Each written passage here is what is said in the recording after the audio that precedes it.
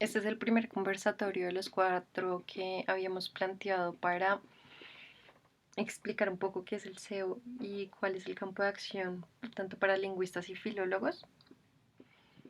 Entonces, el objetivo es que ustedes puedan abrirse paso en un nuevo campo laboral.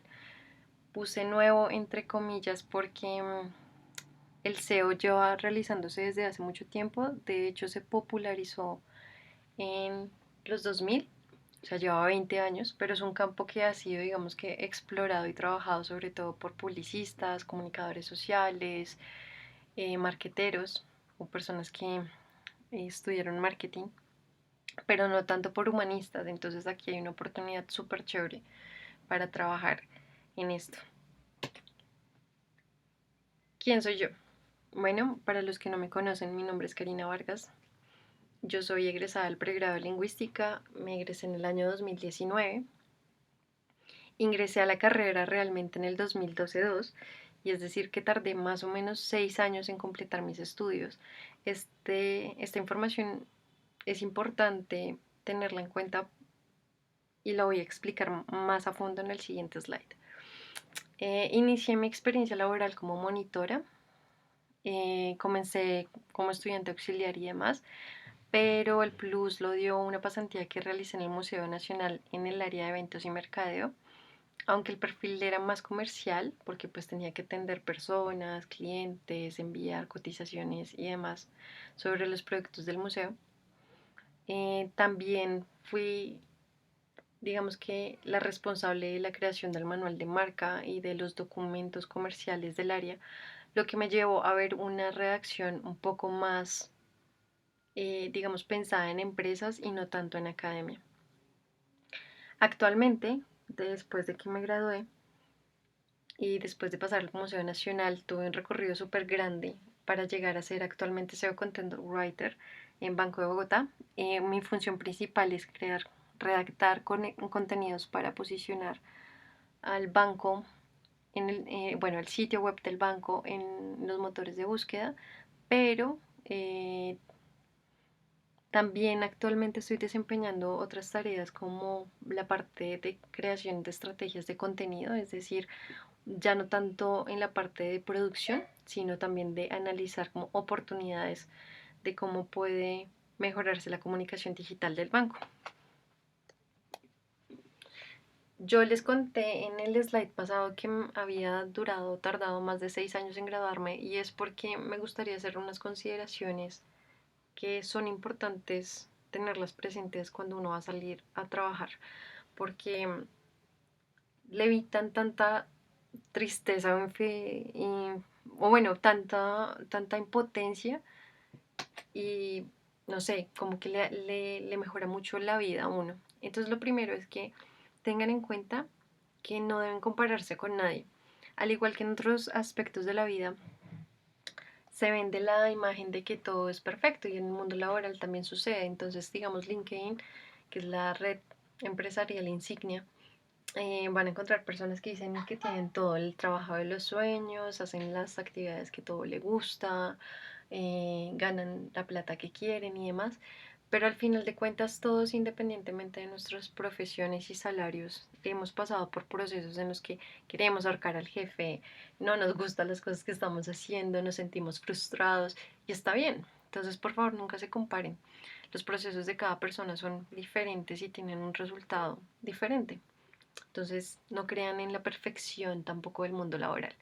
Lo segundo es que no se generen falsas expectativas. Cuando yo escribí en el grupo que iba a explicar sobre el mundo del SEO, muchos creyeron que era una salida asegurada para encontrar trabajo de una y sin complicaciones. Y la verdad es que ningún campo de acción, por más llamativo que sea, ningún campo laboral más bien, no garantiza que todas las personas que estudiaron esas carreras encuentren trabajo. Y aquí quiero hacer el comentario sobre, digamos, que se está creyendo el mito de que hay que estudiar programación porque es la única área que genera trabajo a todo el mundo y que uno va a salir con salarios de 5 millones de pesos. Y aunque sí tiene un nivel de empleabilidad alto, la realidad es que independientemente de la profesión que uno tenga, ya sea doctor, abogado, lingüista, lo que está demandando el mundo o el mercado laboral es que los profesionales tengamos habilidades digitales y tecnológicas. Un ejemplo que les puedo poner es que tengo un amigo que es egresado de Derecho de la Nacional y el man se dio cuenta que con el auge de las fintech y todo esto del mundo de la criptomoneda y demás, la normativa existente para regular esto y proteger tanto a empresas como a usuarios era casi nula. Y el man está estudiando súper fuerte para no solo empaparse de esto, sino para también comenzar a analizar cómo las leyes deben transformarse para el mundo digital. Y es súper chévere porque el man está teniendo una visión de futuro, valga la redundancia, una visión de lo que podría ser su perfil laboral y de lo que podría imprimirle valor y lo puede hacer necesario para el mercado laboral. Entonces, no sé, analícenlo desde esta partida. La tercera cosa que me gustaría tener en cuenta antes de comenzar con todas estas conversaciones es que buscar trabajo es un trabajo en sí mismo. Las personas siempre ven el resultado, pero nunca el proceso. Y no importa si tú saliste de los Andes o saliste de la escuela de Doña Rita. Lo que yo, desde mi experiencia, he encontrado en las personas que son exitosas o que están cumpliendo sus sueños y metas es que son consistentes y disciplinadas, nunca abandonan el hecho de intentarlo. Pero más que intentarlo por intentar, son estrategas, toman decisiones que saben que van a tener un resultado, es decir, que si no les funcionó por el lado A, intentan por el lado B, por el lado C. Son resilientes, aprenden de los errores y comienzan a generar estrategias, son muy estrategas. Entonces, si ustedes quieren tener un trabajo y ganar buen salario y hacer cosas que les guste, dedíquense todos los días a buscarlo. Para yo llegar al Banco de Bogotá tardé 10 meses. 10 meses que duré enviando hojas de vida diarias y semanales. Tuve muchos rechazos, inicié algunos procesos de entrevistas y entrevistas exhaustivas, 5 entrevistas, eh, 2 pruebas, cosas así para que al final me dijeran como, oye, no eres el talento que estamos buscando o es que encontramos otro candidato que se acopla a lo que queremos. Y eso en el mejor de los casos, porque muchas empresas ni te responden. Entonces, nada, sean constantes en sus postulaciones. Si no sale, en algún momento va a reventar. Y yo sé, y acá viene la última parte, es que en ese proceso de que uno está buscando trabajo puede generar como dudas acerca de la calidad de persona que uno es. Y uno comienza a dudar. Y nunca duden de eso, independientemente de si ustedes tienen los estudios más altos de las universidades más prestigiosas, hablan 10.000 lenguas o solo hablan y balbucean el español, nada de eso importa, porque solamente por ser ustedes tienen un valor que es importante y que va a llamar la atención para una empresa, como para una marca que estén haciendo, como para una empresa constituida, o sea, cada quien tiene un valor y debe explotarlo.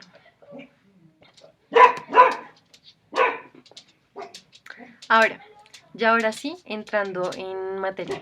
¿Qué es la comunicación digital? Listo. Antes de hablar de SEO es importante hablar de la comunicación digital para que ustedes comprendan un poco el manejo de la información y por qué el SEO es como tan importante.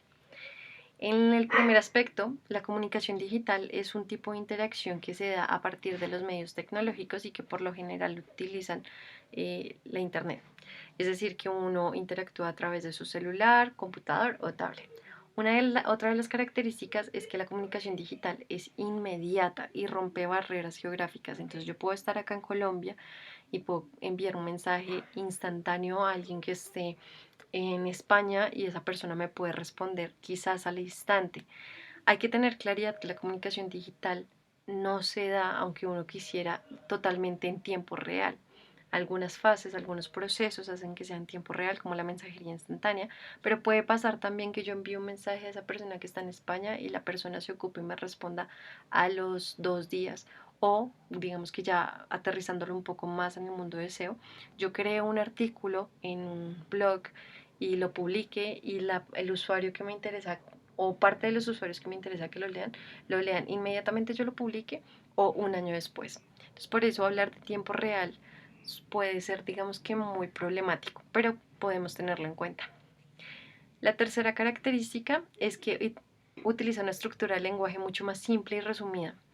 Cuando yo entré a la universidad en los primeros semestres, incluso en semestres avanzados, eh, rondaba mucho la idea, sin decirlo, de que entre uno más estructurado y hablar técnicamente pudiera, eh, era mucho más conocedor. Entre más tecnicismos utilizara, era mucho más, digamos que académico. Y es algo con lo que me choco con la academia porque restringe un poco el acceso a la información porque quien no habla así pues no está en la sintonía de la academia. Y también es problemática porque no se ajusta a la vida real de las personas. Lo que pasa con la comunicación digital es que precisamente acá abundan el uso de oraciones simples, palabras súper fáciles, palabras cotidianas y es una transformación, digamos que, del uso de la lengua que tenemos como hablantes.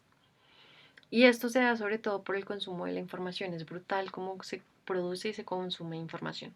Otra característica es que al principio, muy al principio, en los orígenes, más adelante vamos a profundizar un poco en esto, se hablaba de que la comunicación digital se daba por medio de un canal unidireccional, es decir, un usuario publicaba información o generaba algún tipo de información, pero no sabía si los otros usuarios la leían, la consumían, les parecía interesante o no.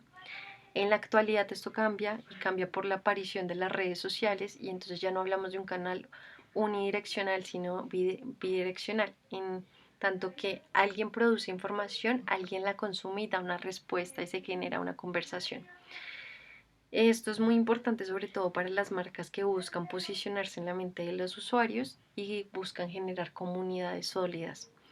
Porque si bien es importante vender, también es importante saber qué es lo que quieren las personas y escucharlas. Eso adquiere una importancia muy grande en la era actual. Listo, para complementar un poco lo que estoy contando, eh, quiero hablarles de algunas estadísticas. We Are Social es una empresa súper importante que hace unos análisis exhaustivos de Internet y dentro del informe que ustedes pueden consultar en esta URL hay 5 estadísticas interesantes. La primera es que para el 2022 hay 5.000 millones de usuarios activos de Internet, es decir, que ingresan a Internet o usan Internet más bien. Esto representa el 62% de la población mundial. En promedio, un usuario pasa 6 horas y 58 minutos al día conectados. Sin embargo, los países que más están conectados a Internet son los asiáticos. En primer lugar está India, que creo que, si no me equivoco, son 13 horas 30 minutos que pasan al día.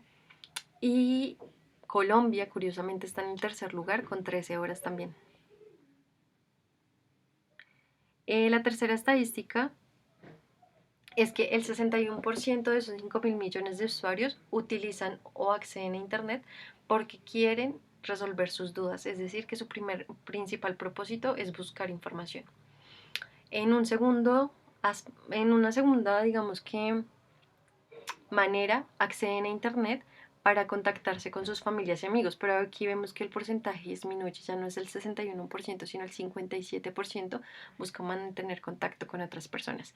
Y la tercera y última, digo, la quinta y última estadística que es súper importante tener en cuenta es cómo lo hacen, cuál es el medio por el cual acceden a o tratan de buscar información. El 67% de los 5.000 millones de usuarios del mundo usan sus celulares para ingresar a Internet o buscar por Internet. En segundo lugar están las computadoras y en tercer lugar las tablets.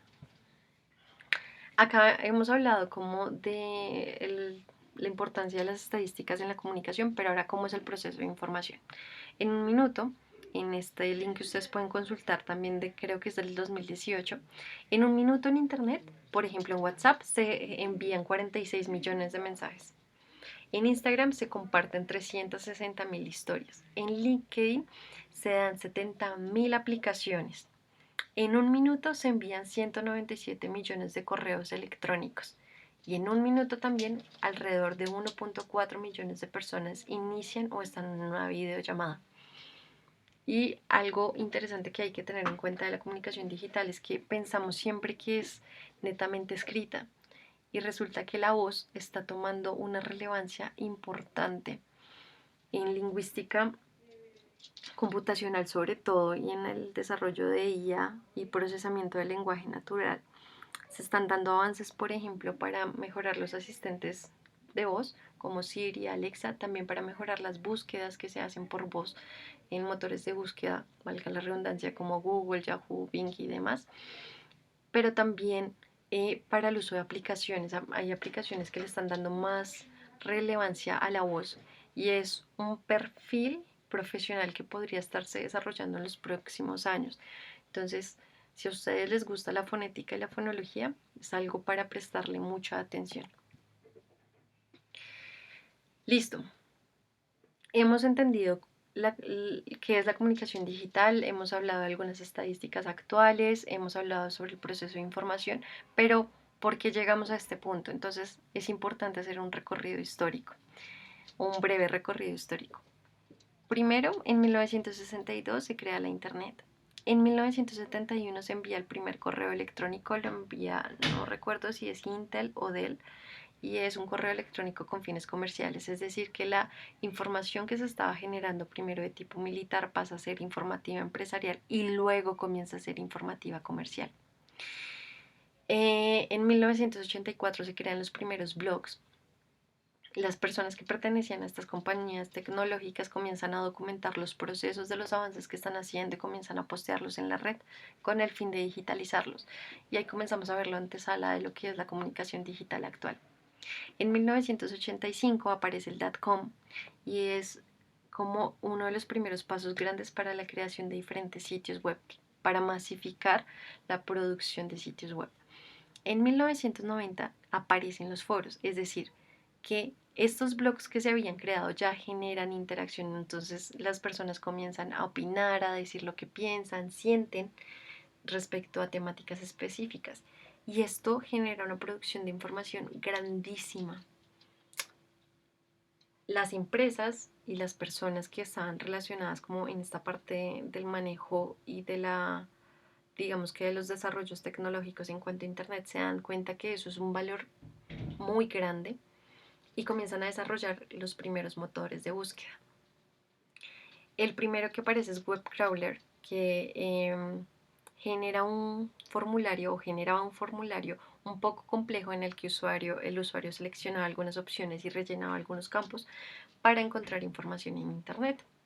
Google ve a estos primeros motores de búsqueda y dice, wow, es interesante lo que están haciendo, pero podemos hacerlo mucho más simple. Y en 1998 se lanzan con una propuesta del navegador y el motor de búsqueda que conocemos actualmente. Ahorita les voy a dar un ejemplo. Pero entonces, ¿qué son los motores de búsqueda? Los motores de búsqueda son mecanismos tecnológicos que han desarrollado diferentes tipos de algoritmos con el fin de rastrear la información, clasificar y ordenar la información y acceder a esa información de una forma sistematizada para arrojarle los datos o los resultados que los usuarios están buscando en Internet. Vamos a ver un ejemplo. Cuando alguien, por ejemplo, valga la redundancia, comienza a escribir recetas fáciles para el almuerzo, en ese instante o con esos macrosegundos, la araña de Google comienza a buscar en la biblioteca que tiene y a seleccionar la información que podría interesarle a la persona.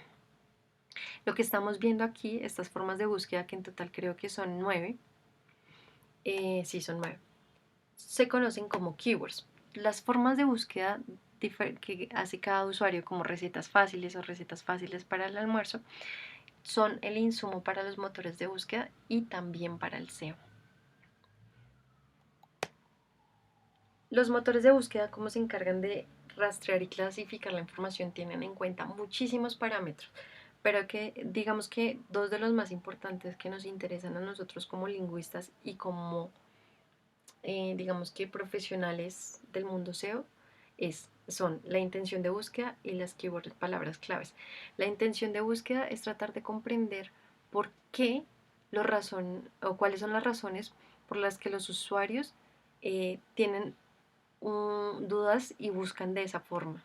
Es decir, por qué las personas no escriben cuáles son las recetas fáciles para el almuerzo y por qué eliminan ese cuáles son y deciden escribirlo así, recetas fáciles para el almuerzo. ¿Qué los hace buscar de esa forma? Entonces este es el segundo aspecto. ¿Por qué los usuarios solicitan la información de esa manera a los motores de búsqueda? Y la tercera es que cuando nosotros damos enter, ¿por qué el usuario selecciona un resultado y no otro? Todo se basa, como lo he dicho, en la intención de búsqueda. El segundo aspecto, que es uno de los más importantes y diría que básicamente el corazón del SEO también, las keywords o las palabras claves. Las keywords, como ya lo dije, son esas formas de búsqueda que tienen los usuarios. De las keywords podemos rescatar tres aspectos importantes. La naturaleza que tienen. Encontramos que hay keywords informativas. ¿Por qué sabemos que son informativas? Porque buscan responder a las preguntas como por qué, cuándo, cómo y bueno, donde no tanto. En este sentido, entonces, si alguien está escribiendo recetas fáciles para el almuerzo, probablemente quiera saber el cómo puedo hacer una receta fácil para almorzar, ¿cierto? Entonces, por eso es informativa. La segunda naturaleza o la segunda tipo de naturaleza de palabras clave son las transaccionales. Esto quiere decir que son personas que ya tienen un deseo de compra y quieren simplemente encontrar un resultado que se acomode a sus expectativas y necesidades. Eh, un ejemplo es cuando ponemos celulares baratos, porque la persona ya sabe que quiere comprar un celular y lo quiere barato. Entonces los resultados probablemente que va a tener son de tiendas que tienen e-commerce, como no sé, Falabella, El Costo, y por eso digamos que se hablaba de palabras claves transaccionales. Y las terceras palabras claves, dependiendo de su naturaleza, son las navegacionales. Se llaman navegacionales porque el usuario tiene en mente la marca que quiere consultar, ya sea una empresa o una persona, y quiere acceder al sitio web de esa empresa o persona. Es decir, si alguien escribe, por ejemplo, últimas tendencias en tenis Adidas, probablemente esté buscando el sitio web de Adidas para encontrar el catálogo de productos y saber cuáles son los últimos lanzamientos o colecciones de esta empresa de tenis. Entonces, para recapitular, tenemos naturaleza de palabras claves informativas, responder preguntas como qué, cómo y por qué. Transaccionales, cuando el usuario tiene un deseo de compra pero no sabe dónde encontrar el producto o el servicio que quiere adquirir. Y las navegacionales, cuando el usuario ya conoce la marca, sea una persona o una empresa, y quiere acceder a su sitio web. Otra de las características de las keywords son que son de short o long tail. Las short tail quiere decir que el número de palabras que hacen que el usuario digita en su búsqueda no superan las dos. Esta, por ejemplo, recetas fáciles o recetas con pollo son short tail. Las long tail es cuando incluyen más de 2 palabras o 3 palabras, como recetas fáciles para el almuerzo Colombia. Porque es importante saber la diferencia entre short y long tail, eh, porque la intención de búsqueda o la forma de respuesta que quiere tener el usuario debe ser más específica.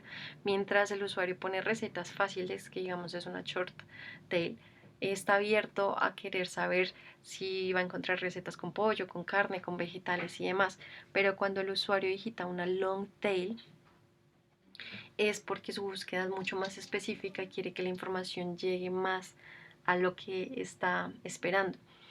Y esto es súper importante para el análisis cuando uno hace creación de contenidos, es decir, por ejemplo, si uno tiene un blog de cocina y quiere apuntar a una persona que esté en Colombia y quiera vender, no sé, sus almuerzos o las recetas que uno tiene para almuerzos eh, por medio de su sitio web, pues entonces tiene que generar contenidos que respondan a esto, a la intención de búsqueda específica que tiene ese usuario. Y el tercer aspecto importante de las keywords, aunque hay muchísimos más, es el volumen de búsqueda. ¿Qué es el volumen de búsqueda? Es la cantidad de veces que se busca determinada estructura de búsqueda. Esto sonó todo complejo. Resulta que como somos hablantes nativos, por ejemplo, del español, todos compartimos algunas estructuras sintácticas, ¿cierto? Es muy probable que las dudas que yo tenga sobre recetas fáciles la busque de la misma forma que la va a buscar Pepinito. Entonces, si Pepinito dijo recetas fáciles para el almuerzo, es probable que yo también lo haga porque compartimos esas estructuras sintácticas similares. Cuando eso sucede, el motor de búsqueda comienza a contabilizar y arroja resultados. Es decir, puede suceder que al mes las personas o los usuarios que digitaron recetas fáciles para almuerzo sumen 25.000 búsquedas. Algo que deben tener en cuenta es que ese número de volumen de búsquedas no hace referencia a que 25.000 usuarios buscaron, sino que 25.000 veces se digitó esta estructura. ¿Sí? Espero que eso sea claro. Repito, cuando uno habla de volumen de búsqueda en las keywords, es la cantidad de veces que una estructura sintáctica de búsqueda de información que alguien hace en Google se repite. Listo. ¿Y para qué sirve o para qué le sirven estos datos? Digamos que a manera de grosso modo a los motores de búsqueda o a las empresas que generan y desarrollan motores de búsqueda. Por un lado, para mejorar la experiencia de los usuarios, para no solamente conocer cómo las personas producimos información, sino también cómo queremos acceder a esa información. Y en el segundo aspecto, porque es un modelo de negocio altamente rentable si ellos, por ejemplo, venden eh, paquetes de pauta digital para hacer que las empresas y las marcas aparezcan en esos resultados de búsqueda que están queriendo los usuarios. Vamos a poner un ejemplo. Si un usuario escribe una keyword transaccional short tail, celulares baratos, en este caso Google va a decirle a las empresas como, oigan, esta persona quiere comprar, usted quiere aparecer dentro de los primeros resultados para que sea una opción viable para que el usuario compre sus productos, entonces págueme tanta plata. Y es lo que uno encuentra en opciones como resultados que dicen anuncios. El problema de esto es que hay diferentes tipos de cobro y esto tiene toda una estrategia y es un mundo también súper grande y súper interesante para analizar. Google puede cobrarte primero porque un usuario, como nosotros digamos en este caso, estemos visualizando el resultado solo por verlo, solo por ver que caiga Falabella celular Samsung. Ese puede ser un tipo de cobro. Como también si nosotros queremos entrar a chismosear que lo que tiene el niño acá de celulares baratos, a ver si de algo nos antojamos. Cuando uno hace un clic y abre esta página que nos está mostrando acá en el resultado, eso se llama costo por clic o también PPC. Y lo bueno de esto es que hace que las marcas tengan la oportunidad de aparecer en los primeros resultados y que pues se generen ventas. Lo malo es que en el momento en que las marcas dejen de pagar la pauta van a desaparecer. Es decir, que si a Falabella le dio la gana de no pagar más y por la keyword, por aparecer cuando alguien digite la keyword celulares baratos, entonces automáticamente Google dice, ah bueno, esos espacios quedan vacíos, voy a dárselos por ejemplo al Costo o al Mercado Libre. Y Falabella dejó de existir. A este proceso de pauta digital se le conoce como SEM. SEM es el hermano gemelo del SEO. ¿Qué no me gusta del SEM? Eso, que necesita uno pagar para aparecer, que depende todo de una transacción comercial y pues digamos que se pierde un poco el hecho del valor que es crear información importante para los usuarios. Entonces, por eso en mi caso no es tan atractivo y por eso amo más al SEO. ¿Qué es el SEO? El SEO o el Search Engine Optimization es un término súper viejo que aparece en 1997 eh, y que básicamente se trata del hermano rebelde que busca entender cómo funcionan los motores de búsqueda y dice como, ¿sabe qué? Yo no voy a pagar nada porque no, porque hay formas de comprender cómo usted, motor de búsqueda, está funcionando y cómo yo puedo jugar su mismo juego y hacer que los contenidos sean súper chéveres para los usuarios y compartir información de valor. Y por eso digo que me gusta mucho el SEO, porque tiene su lado como irreverente. Sin embargo, vayamos a un término más técnico. Esta es una definición que da Rock Content. Rock Content es una empresa gigantesca de creación de contenidos. Cuando yo digo creación de contenidos, es todo tipo de información en diferentes formatos. Dígase artículos de blog, dígase infografías, dígase videos, bueno, toda información, toda la forma de comunicar información respecto a los intereses de los usuarios. Esta empresa tiene una definición que me parece súper chévere y es que el SEO debe ser visto como un conjunto de estrategias y técnicas de optimización. Eso quiere decir optimizaciones que tienen en cuenta, digamos que los parámetros que Google tiene para clasificar la información. Pero también, o sea, por un lado tienen en cuenta todo lo que los motores de búsqueda eh, tienen en el radar para decir si una información es importante o no lo es, pero asimismo tienen en cuenta lo que los usuarios quieren, sus intereses, sus gustos, sus necesidades. Entonces, por eso hablamos de técnicas de optimización, porque es transversal a estos dos componentes. ¿Y dónde se aplican esas técnicas y esas estrategias? En los sitios web. ¿Para qué? Para que aparezcan orgánicamente, es decir, para que aparezcan en las primeras posiciones de forma gratis. Cuando ustedes escuchen el término orgánico, quiere decir no pago, que no se paga pauta. En buscadores como ya hemos mencionado muchísimo Google, porque Google es el rey, por decirlo así, de los motores de búsqueda, pero también está Yahoo, Bing y digamos que, aunque uno no lo piense, también YouTube. Algo además que deben tener en cuenta es que el SEO, a diferencia del SEM, ¿se acuerdan que les dije que era el hermano gemelo que no me gustaba? Bueno, el SEO se demora mucho más tiempo en generar resultados, va lento pero a paso firme. Esto quiere decir que uno cuando crea una estrategia de SEO debe estarla monitoreando constantemente. Pero una vez el SEO de resultados va a generar cosas increíbles como incrementos en el tráfico, es decir, que si teníamos el sitio web tiendadoñarrita.com y ese sitio recibía 15 personas al mes, gracias a una buena estrategia de SEO va a recibir 1000 personas al mes. Y esto va a generar otros resultados como que la marca, la tienda Doña Rita, se dé a conocer más entre usuarios que sienten afinidad con su propuesta de negocio, pero también va a aumentar las ventas, también va a crear lazos entre la tienda Doña Rita y esos nuevos usuarios.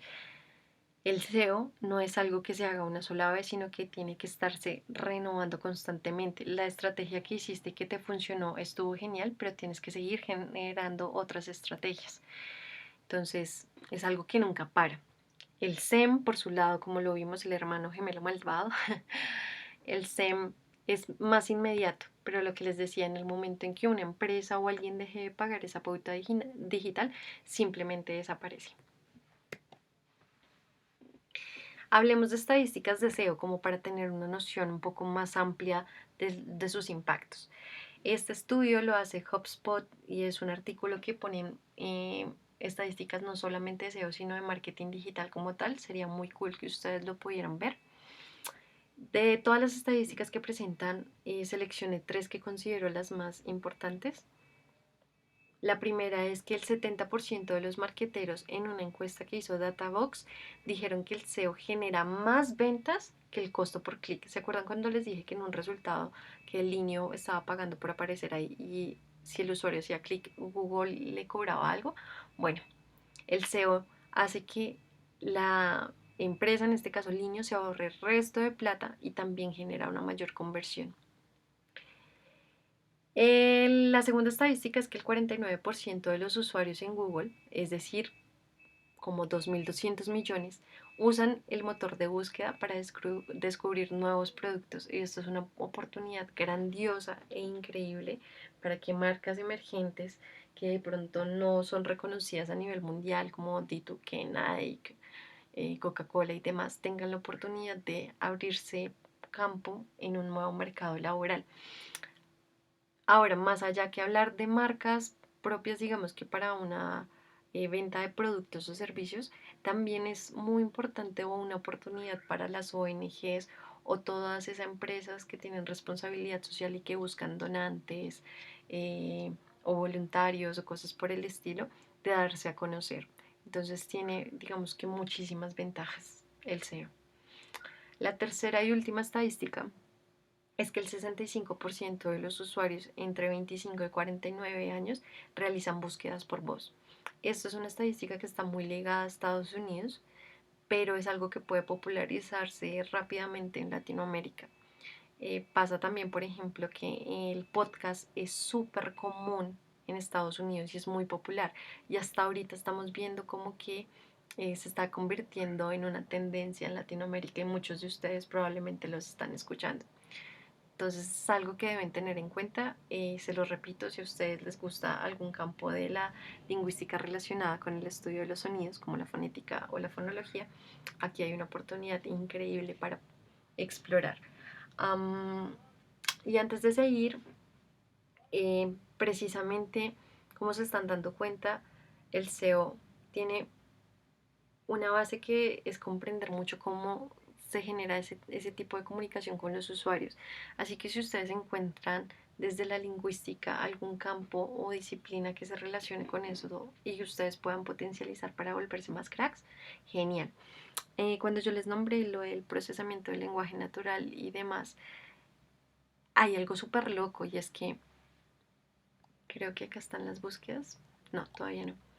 Cuando un usuario escribe una búsqueda o genera una keyword como recetas fáciles en Colombia, los algoritmos de Google tienden a analizar desde izquierda a derecha. Entonces comienzan a analizar recetas, después fáciles, después en Colombia.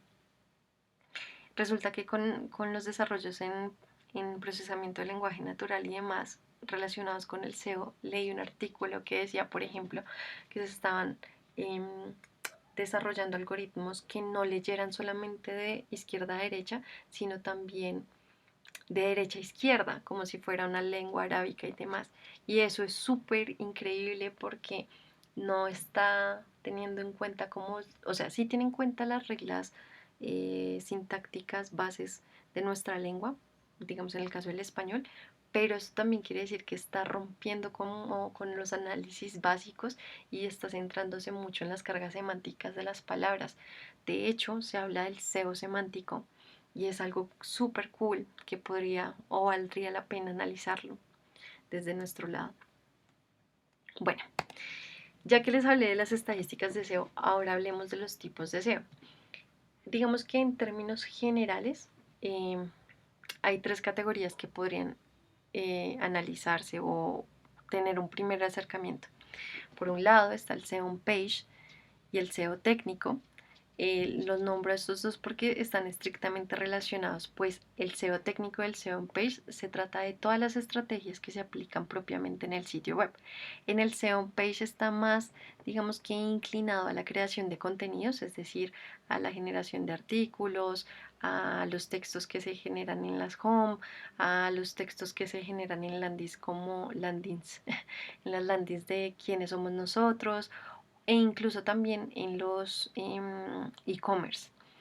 La idea es que los contenidos que se generen, digamos que ya restringiéndonos un poco en los artículos de blog, no solamente se basen en las keywords, en un estudio de keywords, sino que también tengan otras características como que sean evergreen, es decir, evergreen es el término que se utiliza para generar artículos o contenidos, sobre todo en texto, que pueden ser consultados en cualquier momento y que no pierden, digamos que, valor frente a eso. Es decir, que si yo entro y quiero buscar como los 5 mejores destinos para viajar en Colombia y encuentro un artículo del 2019, la información que esté allí consignada sea interesante para mí que quiero viajar ahorita en el 2022. Y otro aspecto que se tiene mucho en cuenta es la experiencia de usuario.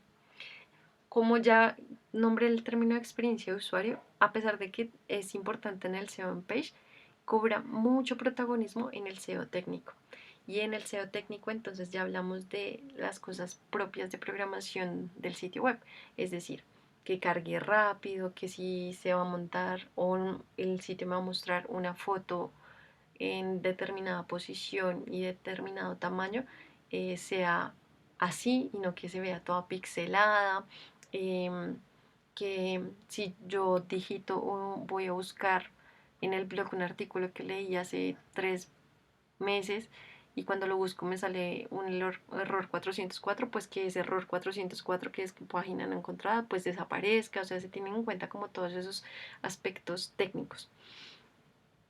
Aquí es muy importante saber de HTML y CSS. HTML para la estructura o el esqueleto del sitio web y el CSS para la parte, digamos que gráfica, la visualización, que todo se vea lindo, porque a los usuarios digitales como a nosotros nos encanta entrar a un sitio que se vea divino, que tenga una estética inigualable y si tiene una información de valor que a nosotros nos gusta, pues la amamos. Para esto del SEO técnico se tienen en cuenta herramientas como Analytics, Google Analytics y Search Console. La gran ventaja es que Google da cursos gratuitos de esto. Entonces, lo que vamos a hacer en estos conversatorios es que si bien existen herramientas pagas que son muy buenas, trataré de darles las herramientas gratuitas que mejor funcionan para que ustedes puedan comenzar a explorar y desarrollar sus habilidades. Listo, la tercera parte de los tipos de SEO es el SEO off-page. Como su nombre lo indica, son todas las estrategias que se hacen por fuera del sitio que buscan difundirlo y darlo a conocer en la web. Para eso se habla mucho del link building.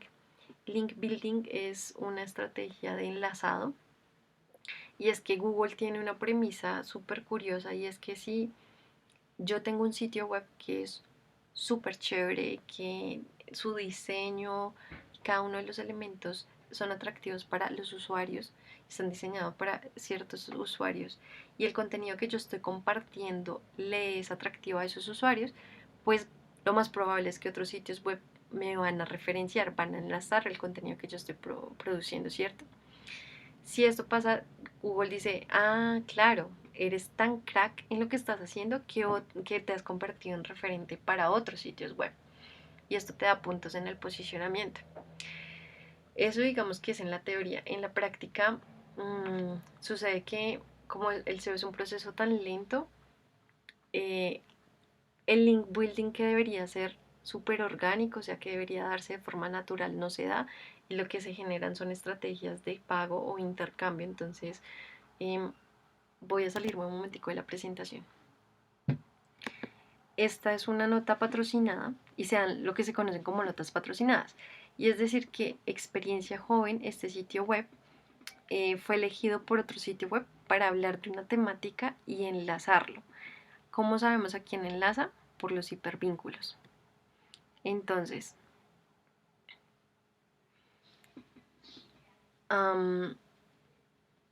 Experiencia Joven genera un artículo de interés para un usuario que le gusta como el mundo fitness, le da como unos tips, información y dice como, oye, tenemos esta información, nos gusta el mundo fitness, te damos estos consejos. Oye, y conocías de paso a European Health School, es un lugar súper cool en el que puedes, mira acá dice, es una escuela certificada de formación que te ofrece diferentes programas académicos en entrenamiento personal, yoga, masajes, pilates y más. O sea, es lo más crack. Se supone que como este artículo está dando consejos y tips y le está recomendando algo al usuario, intuitivamente el usuario abrirá el otro link y consultará la información. Eso es lo que Google dice, ah, es de calidad. Se dice que es una nota patrocinada porque pues European Health School le pagó a Experiencia Joven para hacer este artículo y enlazarlos. Eso es lo que se conoce como una de las tácticas, técnicas, bueno, de link building. Y como yo lo sé, porque yo estuve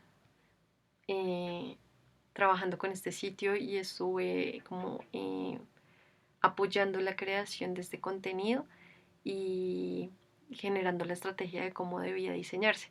Miren, el caso de lo que les digo es, aparece aquí dónde estudiar. Entonces dice, sin duda, European Health Fitness School es nuestra escuela recomendada. ¿Vieron? Es una forma de generar confianza a los usuarios. Que me gusta mucho, no tanto porque no es un poco como transparente, pero bueno, nada que hacer. Así es el mundo. Ok, voy a darles un ejemplo de cómo se ve el SEO on-page y el SEO técnico en un sitio web. En este caso he escogido Of Course. Y bueno, hay formas de analizar el SEO on-page. Por un lado, es cuando, digamos que la forma más conocida es cuando un sitio tiene su blog, que es la parte muy fuerte del SEO on-page. Pero también es cuando se generan estrategias en e-commerce y demás para hacer que los productos aparezcan en esas keywords transaccionales. ¿Se acuerdan? Con que les dije que los usuarios hacían búsquedas, tipos de búsquedas cuando querían comprar algún producto o adquirir un servicio, pero no sabían dónde. Entonces vamos a ver que acá, of course, tiene su e-commerce, tiene una categoría de productos, por ejemplo, perdón, soy medio lengüisopa, está utilizando keywords, probablemente chaleco tejido. Si yo veo veo otras palabras como chaqueta, pero yo no sé si esto realmente esté optimizado a SEO. ¿Cómo lo descubro? Yo miro, analizo, acá me aparece chico, chaqueta tipo cargo, chaqueta tipo parca, chaqueta para lluvia. Esta última me genera curiosidad. Entonces, la forma más fácil es buscar en Google. Y si a mí me comienza a salir estas opciones, es que las empresas, miren, están pagando por salir cuando aparece esta keyword. Probablemente es una keyword. Vemos empresas que están pagando anuncios. También vemos resultados orgánicos que Mercado Libre, que es super crack, pues está utilizando en su título chaqueta para lluvia. Y también vemos que aquí en la descripción dice chaqueta para lluvia en cuotas sin interés. Entonces sí es una keyword. ¿Y cómo sigo confirmando? Bajo y en esta parte, en esta sección del motor de búsqueda, cuando dice búsquedas relacionadas, por lo general muestra tipos de keywords. Y yo encuentro chaquetas para lluvia, mujer. Entonces sí, chaqueta impermeable para lluvia. Chaqueta para la lluvia. Entonces definitivamente, of course, está haciendo alguna estrategia de SEO directamente en su e-commerce. Otra forma de confirmar que esto sea cierto es utilizando algunas extensiones. Esta extensión me la compartió alguien del trabajo y me parece súper chévere. Es gratuita, se llama SEO Minion. Y es que cuando ustedes dan a analizar SEO en la página, les bota los siguientes resultados. Yo puedo analizar que en el e-commerce hay algunas descripciones chéveres. No me arroja como tal las keywords que están utilizando, pero puedo hacer un diagnóstico rápido si están manejando o no bien el SEO. Resulta que chaquetas para la lluvia de pronto fue un chiripazo que tuvieron, pero no la están como tal optimizando. ¿Y cómo lo sé? Porque digamos que las imágenes, algo que importa en el SEO es nombrar las imágenes, ponerles una descripción. Y las descripciones que tienen son en números, no responden con palabras claves. Las descripciones de las imágenes siempre incluyen una palabra clave. Ahora, en las etiquetas de título, H1 es para el título principal, H2 para el título, el subtítulo, H3 para el subtítulo y demás.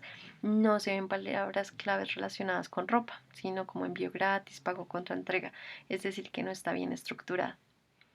Bueno, entonces digamos que en su parte de catálogo de productos no tienen una buena estrategia de SEO. ¿Qué pasa en su blog? Con la misma herramienta, yo me voy a ir a un artículo. Digamos, ellos tienen acá clasificado, tienen categorías y demás. Parece súper interesante. Vamos a ir a recetas. Abramos este de loncheras saludables. Y corramos la extensión de SEO Minion. Acá ya las cosas cambian. Miren, la URL es más cortica. Si nosotros abríamos acá la URL, ese no, miren, es el larguero. El SEO trata siempre de optimizar y hacer las cosas muy fácil, ténganlo en cuenta. Acá aparece una palabra clave que dice loncheras saludables, lo veo también en el título, me dice esta extensión que en el título aparece la palabra clave, que tiene 49 caracteres cuando son 60. Algo que no les he contado, pero profundizaré en otras sesiones, es que hay un límite de caracteres y reglas de creación de contenidos. Y yo les compartiré todo esto para que ustedes puedan redactar artículos SEO y comiencen a ampliar su campo laboral. En la descripción, mira, aparece otra vez loncheras saludables aquí. Y dice que tiene 155 de 150 caracteres. Está muy larga, toca cortarla. Por eso aparece el este. Como les decía, en la comunicación digital y sobre todo en el SEO, menos siempre va a ser más. Entre más sencilla ustedes pueden comunicar y entre menos palabras usen, mucho mejor. Esto de canónico y metarobots y demás son terminología propia del SEO técnico. Un canónico quiere decir que una URL, o sea, es una indicación para indexación o no de las URLs a Google. Igual que metarobots. Estos de encabezados y título H2 y H3 y demás es propio del SEO on-page como tal, no del SEO técnico. Vamos a ver las imágenes. No están cargadas con alt text. Dice imágenes sin texto alt, es decir, sin descripción. Entonces ahí tiene alguna falencia también, of course.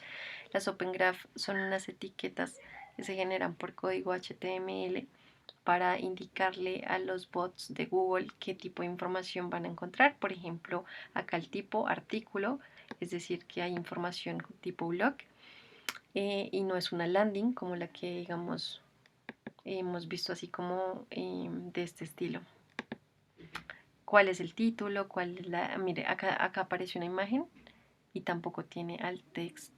Alt text es la descripción que aparece y por lo general incluye alguna keyword. Que aparezca Carolina Borrero, pues hace tener en cuenta que no. La descripción lo encontramos súper bien, la localización, el sitio en web, demás.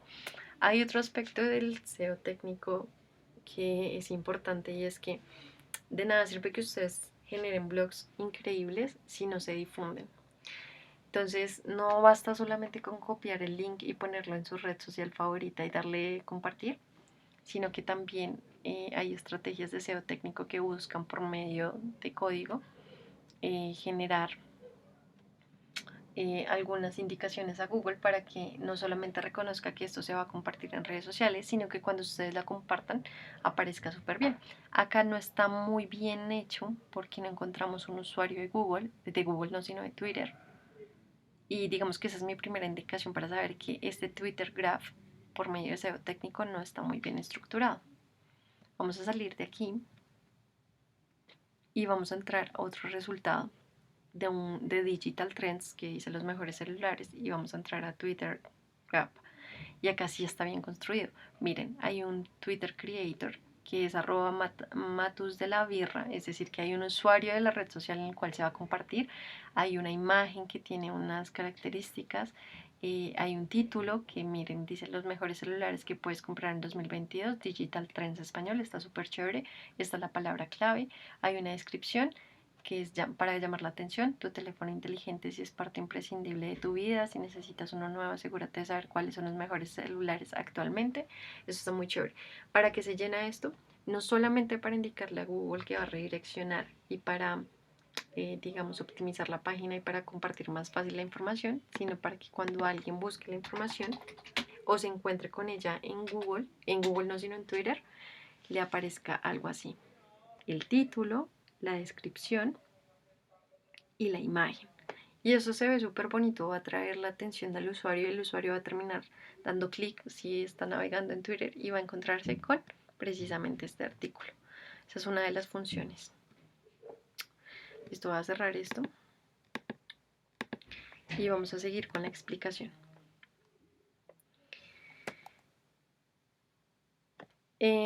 Digamos que voy a enfocarme mucho en el SEO on page porque es el primer paso para entrar al mundo del SEO.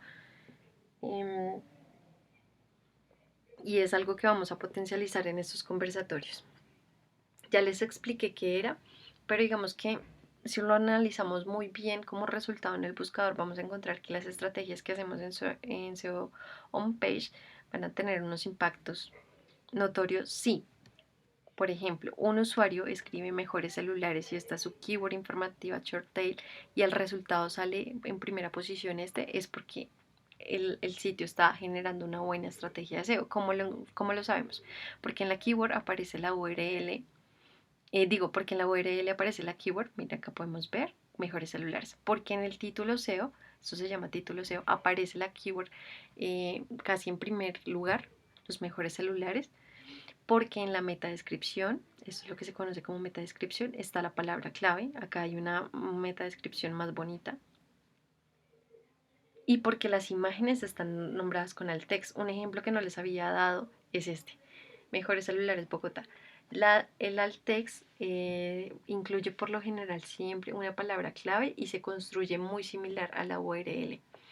Es decir, con guiones, no lleva mayúsculas, no es necesario las mayúsculas, no lleva apóstrofes, tildes ni nada, comas, nada de eso. Porque la idea es hacer una lectura muy rápida, que el bot pueda hacer una lectura limpia, rápida de esa información. Esto, digamos que en la página de resultados, esto que se ve aquí como resultados orgánicos, porque no vemos anuncio en ningún lado, se conoce como SERP. Listo, ahora como sabemos que un contenido está muy bien optimizado en SEO, porque presenta alguna de estas características. Lo que les decía, en la URL aparece la keyword principal, en este caso que es SEO, y acá tenemos que es el SEO on page, una keyword secundaria, está apoyando esta información. Hay etiquetas de título, que es lo que hace que uno lo vea más grande. El H2, lo que les dije, un subtítulo. El H3, el subtítulo del subtítulo, etc. Lo ideal es utilizar hasta H5 por exceso, en serio, porque tocó. Encontramos también enlaces internos, es decir, si yo tengo un artículo que dice que es el SEO, puedo enlazar otros artículos de mi blog que hablen ya sea de estrategias de marketing de contenidos, de factores on page o demás, de información que puede ser relevante para el usuario. Esto aumentará el tiempo de permanencia en el sitio y hará que el usuario se sienta más informado.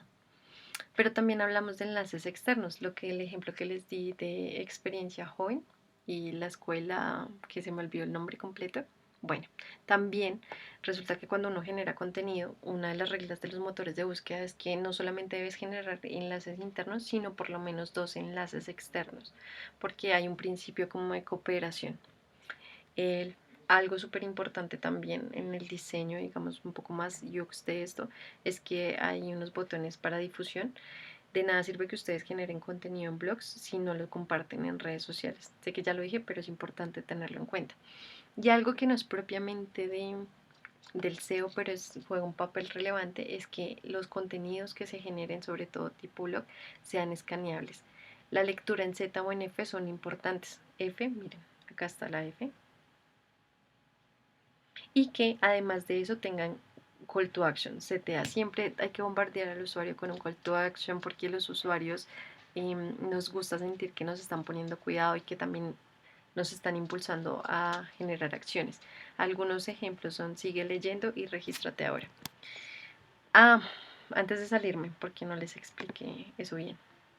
Si se dan cuenta, uno en la academia genera mamotretos de párrafos de 5 a 10 líneas y pues uno considera que eso está bien. En la comunicación digital no es tan correcto hacerlo. Los párrafos van a estar casi siempre conformados de 2 y máximo 3 líneas y esto tiene una razón de ser. Cuando nosotros entramos a una página, por ejemplo aquí, y miren, ¿sí ven? 3 líneas, 2 líneas, una pregunta súper aparte, 3 líneas, 2 líneas, 2 líneas. Esto corresponde mucho al design responsive y es decir que en computador yo veo las tres líneas, pero cuando uno utiliza el celular, el párrafo que era de 3 líneas se convierte automáticamente en 5. Si yo no tengo cuidado con esto, voy a generar mamotretos de contenido que van a ser súper aburridos visualmente y el usuario va a terminar abandonando. Entonces, para el SEO es importante que cuidemos mucho los párrafos, que tengan una lectura más o menos en F, como en este caso, o en Z, y que eh, siempre mantenga la intención, de ahí los call to action. Es que acá no he encontrado como un call to action, déjenme ver.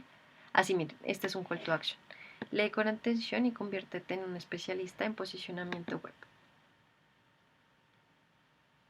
Así van a encontrar el resto de call to actions, perdón, estoy hablando muy enredado, en los artículos. Listo. Vamos a cerrar aquí para seguir avanzando y terminar esta explicación. Ahora, ¿qué hace que un contenido SEO sea muy bueno? Que haya una keyword principal y unas secundarias. Bueno, acá me quedó mal, pero digamos que la keyword principal del ejemplo que vimos anteriormente es que es el SEO on page, y tienen unas keywords secundarias relacionadas, que son estrategias de marketing de contenidos, factores on page y demás. Esto le va a dar un indicio a Google de la información que se encuentra en el artículo, pero también va a servir para que el usuario pueda eh, mejorar sus conocimientos en el tema. Algo importante para definir qué es una keyword principal y qué es una keyword secundaria es el volumen de búsqueda. Yo estoy muy segura que qué es el SEO o qué es el SEO on page tiene un nivel de búsqueda súper alto. Podríamos hablar de las 20.000 búsquedas mensuales. Y estrategias de marketing de contenidos también puede tener un nivel de búsqueda muy alto, pero de pronto no sean 20.000, sino 15.000 búsquedas mensuales. Eso por ese lado. Y digamos, en el caso de que tengan los mismos volúmenes de búsqueda, se va a elegir una por encima de otro dependiendo de la intención que tengamos para producir este contenido. Nosotros queremos que nos reconozcan en nuestro sitio web porque hablamos de SEO on page o porque hablamos de marketing de contenidos. Entonces ahí depende, ahí es cuando comienza a jugar mucho la estrategia. El segundo aspecto es quién es el buyer persona. El buyer persona es la representación ficticia de los usuarios que tienen intereses en común y a los que yo quiero llegar. Entonces siempre se hace como una descripción de la persona. En métodos cuantitativos uno tiene en cuenta los aspectos demográficos y demás, pero aquí también cuando uno habla del buyer persona tiene en cuenta muchísimo sus miedos, sus gustos. No puse miedos porque no caí en cuenta, pero digamos que a grosso modo podríamos decir que una persona que quiera leer este contenido y que es el SEO page del ejemplo anterior, podría llamarse Mateo, podría tener 28 años, ser un profesional de marketing, ganar entre 3 a 5 salarios mínimos mensuales, es alguien que vive solo, pero tiene una mascota para que le haga compañía, le gustan los videojuegos, en su tiempo libre viaja. Cuando yo reconozco el tipo de usuarios con los que me quiero comunicar, puedo crear contenidos que generen valor y confianza. Entonces, probablemente dentro de la estrategia de contenidos podría crear artículos que hablen, por ejemplo, apps de marketing para que tengas más tiempo libre, o quiz, que tanto sabes de SEO técnico, o 7 destinos para viajar si haces home office. Y sí, digamos que el SEO busca eso, dar información relacionada a todo lo que le gusta al usuario. Ahora, ¿cuáles son los perfiles SEO? Por un lado tenemos el redactor SEO, lo que les decía, y por eso me estaba enfocando mucho en el SEO page, quien redacta y hace la corrección de los contenidos de los blogs, y ocasionalmente puede tener alguna relación con el SEO e-commerce. ¿Y cómo hace para crear un contenido, para redactar algo? A través de los parámetros que le manda el gestor de contenidos. El gestor de contenidos es la persona que se encarga de crear las estrategias, hace la búsqueda o el análisis más bien de las palabras clave, estudia las oportunidades para el sitio web y demás, sobre todo en SEO page, y le da las directrices al redactor. Cuando el redactor produce el contenido, genera los artículos, el gestor hace un último check, hace una revisión y publica. Este es, digamos, que el proceso normal, aunque van a encontrarse también en algunos casos que redactores publican los propios artículos que generan después de que el gestor le ha dicho todo está bien. Aquí hablamos de gestores de contenidos, pero digamos que ya no estoy hablando del perfil, sino de las herramientas. Uno de los más conocidos es WordPress y es muy fácil de usar. En el siguiente, digamos que escala, ya siendo un poquito entrando como digamos al perfil junior y subiendo a un nivel senior, está el especialista SEO, quien no solamente conoce muy bien de las estrategias de SEO on page, sino que ya tiene conocimientos más amplios en SEO off page y sobre todo en SEO técnico. Por eso toma decisiones sobre cómo debe manejarse el site. El especialista SEO por lo general tiene una alta relación con los desarrolladores web, tanto backend como frontend, y asimismo con los diseñadores UX. Es, digamos, que el líder del gestor de contenidos y a la vez del redactor SEO. Los salarios obviamente van cambiando, pero de esto vamos a hablar más adelante. Un último perfil que no incluí fue el CROC, pero de eso hablaremos más adelante. Listo, espero que les haya gustado mucho. Recuerden que son 4 conversatorios. Hoy 28 de marzo tuvimos el primero. El miércoles 30 de marzo del 2022 tendremos el segundo conversatorio en el que haremos un ejercicio práctico para la creación de artículos con lineamiento SEO para que ustedes vayan puliendo sus habilidades y vayan creando portafolios y abriéndose campo en el SEO como redactores SEO. Muchísimas gracias por su atención.